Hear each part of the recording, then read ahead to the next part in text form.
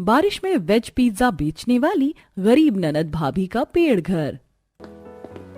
सब्जी ले लो, आलू प्याज पत्ता गोभी टमाटर खीरा तोरई लौकी, आइए आइए सबसे सस्ते रेट में सब्जियां ले जाइए। इतनी आवाज लगाने के बाद भी गरीब राकेश की सब्जी के रेडी पर एक भी ग्राहक नहीं आता है। तभी मौसम खराब हो जाता है और तगड़ी बारिश होने लगती है। हे भगवान, आज का मौसम तो कितना साफ था, फिर भी ये बिन बादल बरसात कहाँ से चालू हो गई। पन्नी भी घर पर छूट गई। आलू प्याज किससे ढकूं? बारिश का पानी लगकर सारे आलू प्याज खराब हो जाएगा।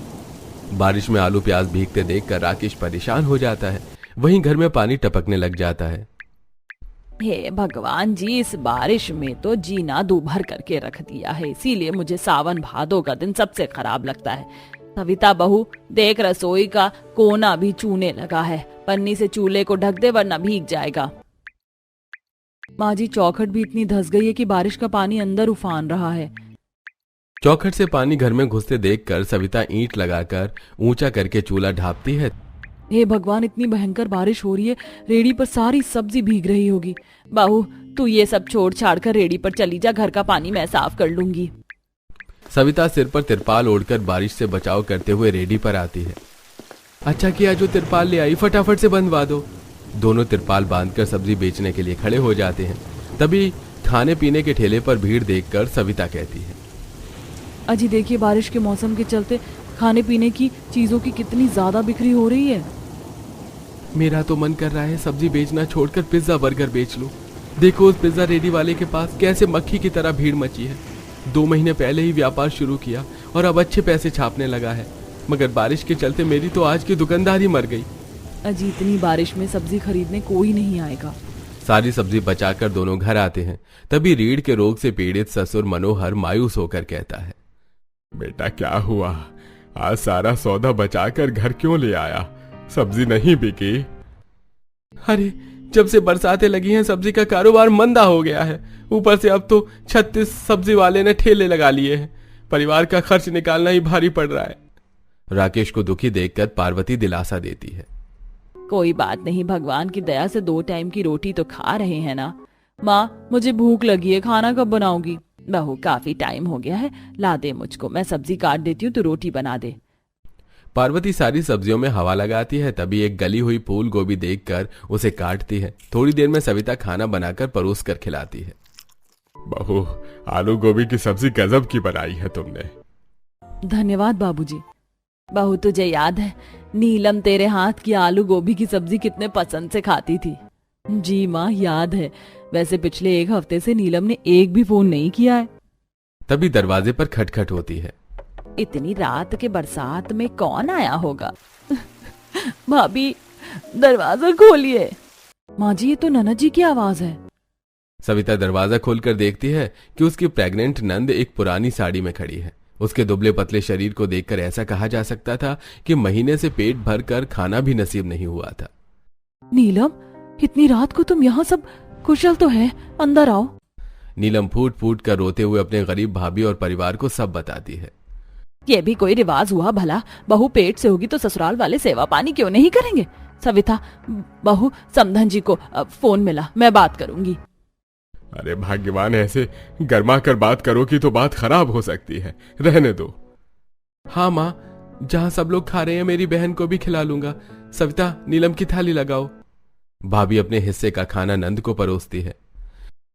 ये लो नीलम, मैंने तुम्हारी मनपसंद की आलू गोभी की सब्जी बनाई है, पेट भर कर खा लेना। अभी तुम गर्भवती हो, सही ढंग से खाओगी तभी बच्चे का पोषण मिलेगा। खा पी कर सब सो जाते हैं। वहीं जल्दी सुबह उठकर सविता लकड़ी चुनकर लेकर आती है जहां नंद चूल्हा लीप रही थी। नीलम तुम काम मत करो, मैं कर लूंगी। भाभी आप मेरे साथ मेहमान की तरह बर्ताव मत कीजिए, काम करूंगी तो मेरा भी मन लगा रहेगा। सविता मैं आज फेरी मारकर सब्जी खत्म करूंगा, दोपहर में आऊंगा। तभी गली में पिज्जा वाला आता है। पिज्जा खा लो, पिज्जा तीखा चटपटा स्पेशल पिज्जा खा लो। पड़ोसन का पोता 500 का नोट लेकर आता है। अंकल मुझे 2 पनीर पिज्जा चाहिए, ये लो पैसे। अभी देता हूँ बेटा।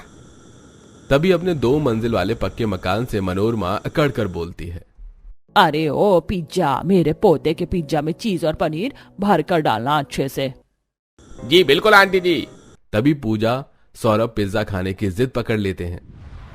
माँ मुझे भी पिज्जा खाना, खरीद दो ना। सौरभ, मैंने सब्जी रोटी बना रखी है, खा लो, दूसरों की देखा देखी नहीं करते। नहीं, मुझे पिज्जा खाना है तो खाना है पिज्जा। गुस्से में सविता थप्पड़ लगा देती है। बुआ, मम्मी ने मुझको मारा। सौरभ चुप हो जाओ, तुम्हें पिज्जा खाना है ना, बुआ बनाकर खिलाएगी। अब नीलम रसोई में पड़ी खराब सब्जियों में से छांट कर उसकी बढ़िया सब्जी बनाकर तवे पर डबल रोटी सेंक कर सजाती है। थोड़ा सा शिमला और गाजर काट कर सजा देती हूँ, बढ़िया लगेगा। दोनों बच्चों को सब्जी वाला पिज्जा काफी पसंद आता है। अरे वाह बुआ, आपने बढ़ाई मत सब्जी वाला पिज्जा बनाया, खाकर मजा आ गया। माँ भाभी, एक पिज्जा एक्स्ट्रा बचा है, आप भी खाइए ना। पार्वती जैसे सब्जी वाला पिज्जा खाती है तो उसे भी लजीज लगता है। सचमुच नीलम, इस सब्जी पिज्जा का स्वाद तो खाते ही मुंह में घुल गया। 1/4 राकेश के लिए बचा कर रख। तभी कुछ लोग राकेश को पैरों में प्लास्टर लगे सहारा लगाकर घर लाते हैं। अजी क्या हुआ तुमको, ये चोट कैसे आई? अरे सब्जी बेचने जा रहा था, तभी गाड़ी वाला मार गया, एक पैर की हड्डी टूट गई। ये भगवान, एक ही तो कमाने वाला था, उसे भी तूने घर पर बिठा दिया, अब कैसे जलेगा चूल्हा। तभी नंद को पिज्जा बेचने का ख्याल आता है। माँ तुम चिंता मत करो, जब तक भैया ठीक नहीं होते मैं और भाभी सब्जी पिज्जा बनाकर बेचेंगे। अगले ही दिन से दोनों नंद भाभी उसी जगह रेडी पर सब्जी पिज्जा बनाकर बेचती हैं। आइए आइए, बारिश में स्वादिष्ट सब्जी वाला पिज्जा खाइए, मात्र 50 रुपए में। तभी बारिश में एक पति पत्नी पिज्जा खाने आते हैं। प्रज्ञा, वो नंद भाभी सब्जी वाला पिज्जा बेक करके बेच रही हैं, चलो ट्राई करते हैं। हाँ चलो, ये चाइनीज फूड खाकर मैं भी बोर हो गई हूँ। सुनिए, जरा 2 सब्जी वाला पिज्जा बनाना। जी भैया जी। सविता फटाफट से तवे पर डबल रोटी लगाती है और प्रेग्नेंट नंद उसमें बनी सब्जी की फिलिंग भरकर मक्खन टिक्की को सेट करती है, जो कि फिक्स होकर चीज बन जाता है, जिसे खाकर ग्राहक प्रशंसा करते हैं। आप दोनों का सब्जी पिज्जा बहुत टेस्टी है। जी शुक्रिया, बाकी पिज्जा की तुलना में ये काफी हेल्दी भी है। आप हमें सहयोग कीजिए ताकि हमारा व्यापार चले। दोनों पति पत्नी उनके सब्जी पिज्जा का ब्लॉग बनाकर डाल देते हैं। धीरे धीरे अब उनके ग्राहक बढ़ने लगते हैं।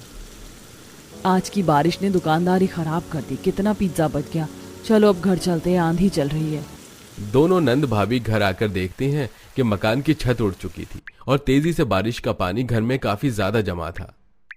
हे भगवान, माँ जी इतना पानी कहाँ से भर गया? अरे बहू, पूरा दिन बारिश का पानी साफ करने में निकल गया। तभी आंधी बारिश में मकान की दीवारें हिलने लगती हैं।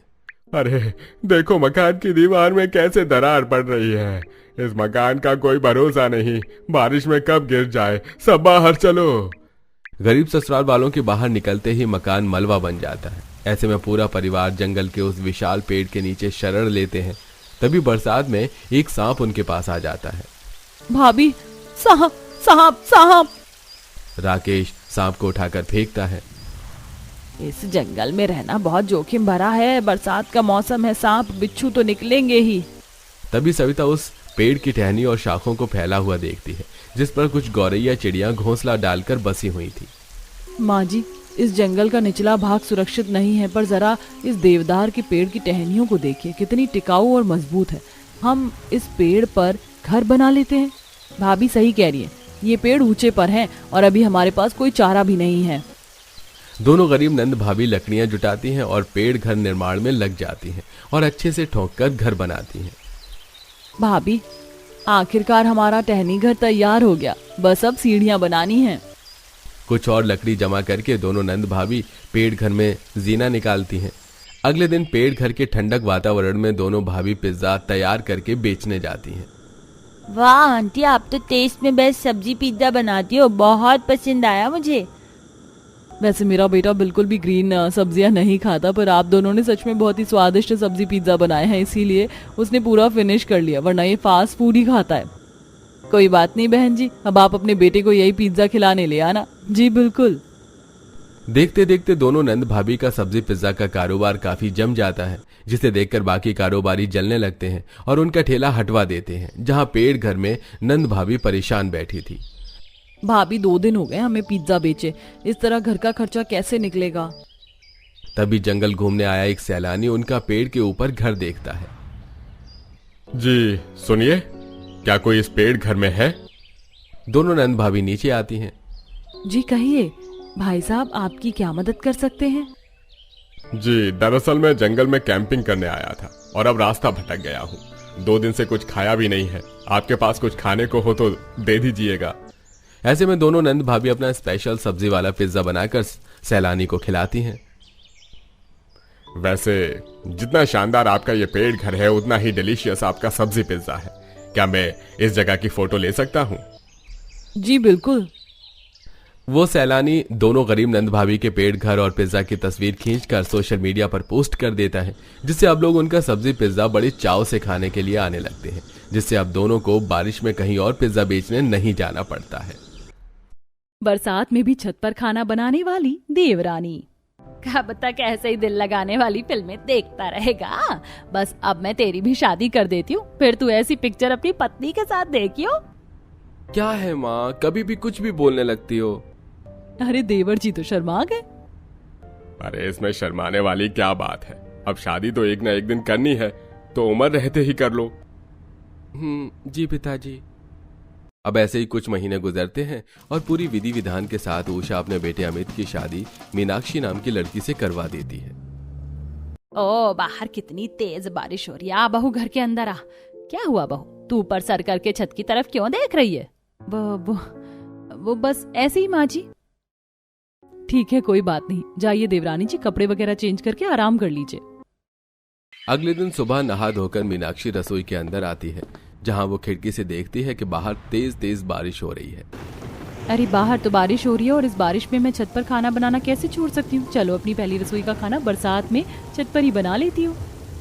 अब मीनाक्षी आंगन से गीली मिट्टी लेकर छत पर जाती है और एक हाथ से छाता पकड़कर दूसरे हाथ से मिट्टी का चूल्हा बड़ी कठिनाइयों से बनाकर तैयार करती है। उसके बाद वो दीवारों के सहारे पन्नी लगाकर चूल्हे को बरसात की बूंदों से भीगने से बचाती है।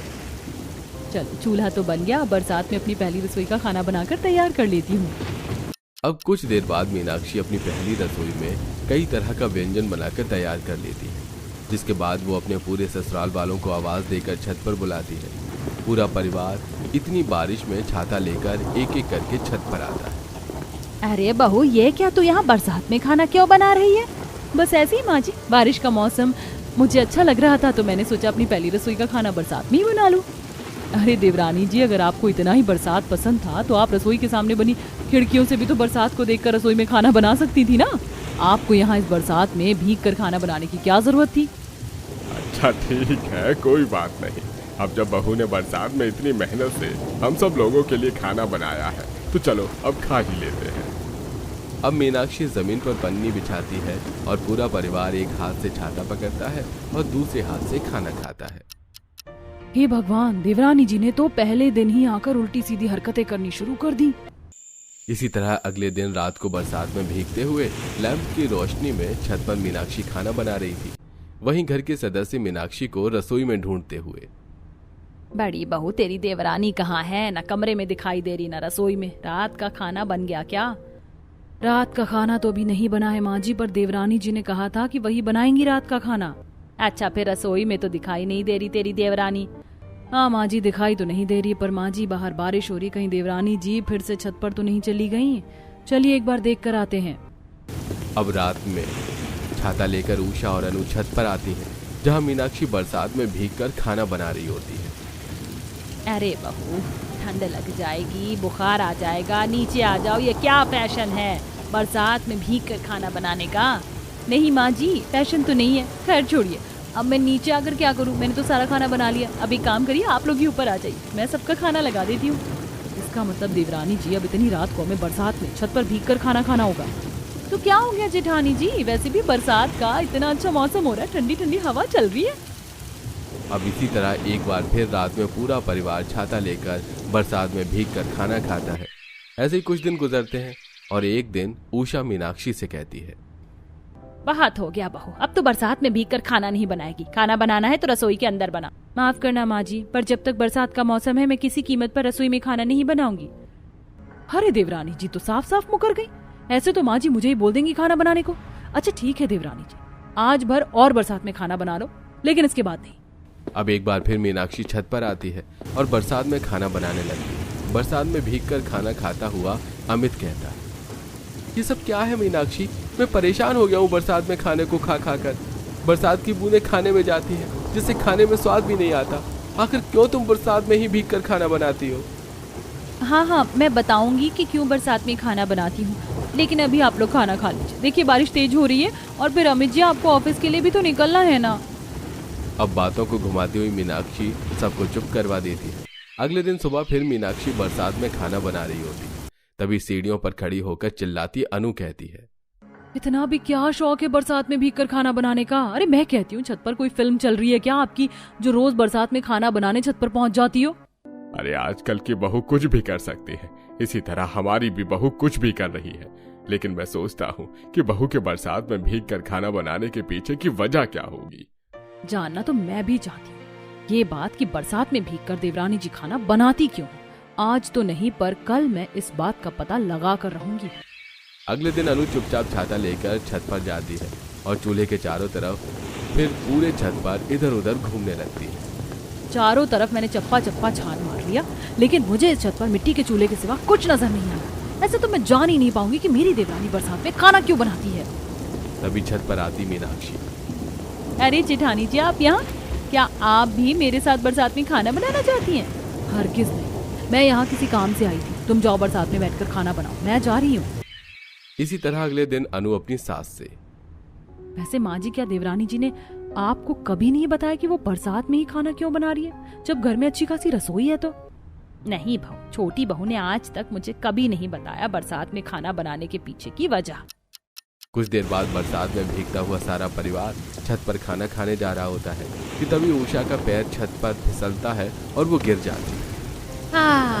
अरे हाय दैया मेरी कमर। अरे माँ जी आप ठीक तो है ना? माँ जी आपका तो पूरा हाथ छिल गया। दूर हटिए देवरानी जी, ये सब आपकी वजह से हुआ है। ना आप बरसात में छत पर खाना बनाती, ना माँ जी यहाँ के बारिश के पानी में फिसलती। अपनी जेठानी की बातें सुनकर मीनाक्षी चुप हो जाती है। ऐसे ही कुछ दिन गुजरते हैं और एक दिन बरसात में हमेशा की तरह भीगती हुई मीनाक्षी खाना बना रही होती है। तभी सीढ़ियों से दबे पैर आती है अनु। देखना आज मैं पता लगा कर ही रहूंगी कि ये देवरानी जी बरसात में छत पर खाना बनाती क्यों है। अनु छाता लेकर छत पर पहुंचती है, जहां मीनाक्षी अपनी आंखों में आंसू लिए चूल्हे को अपने दोनों हाथों से पकड़कर उस पर सिर रखकर बैठी होती है। देवरानी जी आप ठीक तो है ना? आपकी आंखों में ये आंसू हैं या बरसात की बूंदें? आंचल में आंसू पोंछती हुई मीनाक्षी कहती है, ये तो बरसात की बूंदें हैं जेठानी जी। आप पक्का ठीक है ना? और आज आपने ये खिचड़ी बनाई है। भावनाओं में बहती मीनाक्षी अपने दिल का हाल कहती है। मैंने आज खिचड़ी बनाई है। पता है जेठानी जी, ये छत तो आपके घर की है, लेकिन आज से ठीक 5 साल पहले जब मेरी माँ की तबीयत बहुत ख़राब थी तो उन्होंने मुझे उसी हालत में पहली बार छत पर बरसात में भीगकर खाना बनाना सिखाया था। लेकिन अफसोस कि मेरी माँ मेरी शादी होने से पहले ही चल बसी और साथ ही हमारा वो घर भी बिक गया। माँ और घर तो मुझसे दूर हुआ, लेकिन माँ की यादें, वो बारिश, वो छत, वो चूल्हा, वो पहला खाना मैं आज तक नहीं भूल पाई हूँ। इसीलिए हर बरसात के मौसम में मैं यूं ही छत पर भीगकर खाना बनाती हूँ। और पता है, मुझे हमेशा एहसास होता है कि माँ चूल्हे के पास बैठी मुझे देख रही है। अच्छा, तो ये वजह है देवरानी जी आपके बरसात में छत पर खाना बनाने की। सच कहूँ तो आपकी बातें सुनकर मैं चाहकर भी अपनी आंखों के आंसुओं को रोक नहीं पा रही। तभी छत पर आती उषा भी ये सारी बातें सुन लेती है।